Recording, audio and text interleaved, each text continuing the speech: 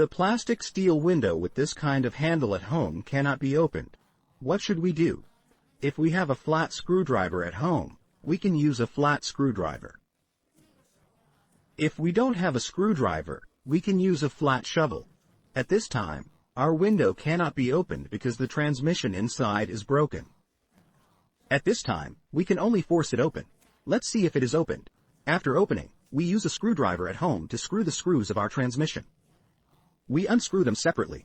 At this time, we can see whether the transmission has been washed and broken. Washed and broken, then we replace it with a new transmission. When the transmission is replaced, let's take a look. Don't screw the transmission nails first. Tighten the nails of the handle first.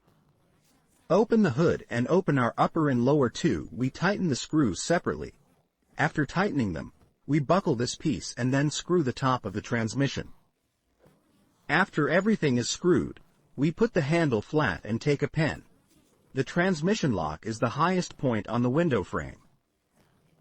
Let's draw a horizontal line.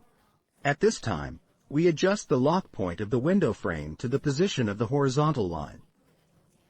If you don't adjust it, the window will not be locked at first, right? After adjusting it, let's close the window and see the effect. At this time, we can open and close it freely.